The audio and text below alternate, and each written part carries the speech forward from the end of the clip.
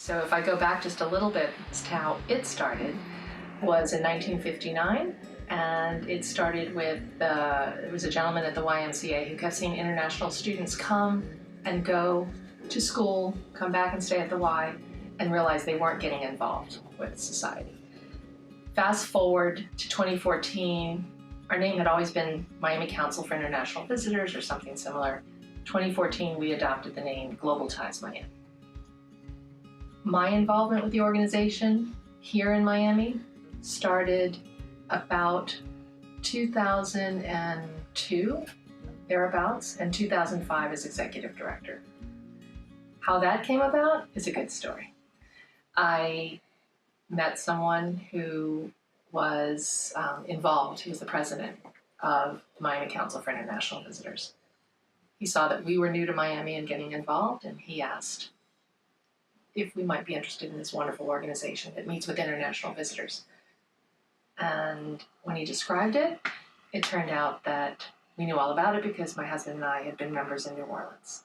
So he said, "Do you want to be on the board?" I think he was looking at Walter, but he got me. And that's how I started with the organization. Global Ties Miami was like the first exposure to a certain type of international relations field. So just having that experience, receiving people from all over the world, showing them around, letting them know, like, this is what we have to offer in Miami, this is what we're doing. It was the first time that I was experiencing that sort of exchange. So one thing that I've taken with me throughout from Global Ties from Miami to DC is the idea of citizen diplomacy every single day. It's not necessarily something that you have to, it's not a full-time job. It's one of those things that you can implement whatever work you're doing. When you're working on a program, you can get a little bit, very focused on like the actual logistics and making sure everything runs smoothly. But then when you actually kind of step back and realize what you're doing and how it affects people, it's an amazing moment. And that's something that I've really taken with me from Miami to DC. And then getting that internship with Global Ties Miami, being exposed to all these amazing things and all these international people and international experiences, and then graduating and coming together to, kind of like a Global Ties Miami in a full scale, which is kind of the World Bank, obviously in a massive scale, but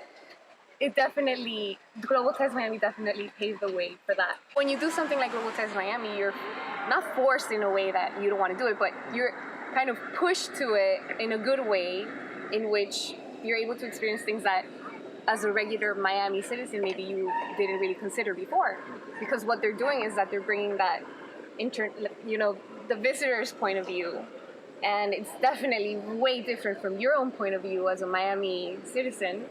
So, I think we worked on so many projects, I don't even know like a specific area of Miami, but I think just overall having to put all these different programs through the point of view of the visitors was contrasting to what I experienced living in Miami for 14 years. What Global Ties does is just lift Miami up from what many people just think of it as a cultural wasteland. And I don't believe that's true. I mean, yeah, but we shouldn't compare Miami to New York or to DC or not. It's just Miami. And it's a young city compared to other cities in the United States.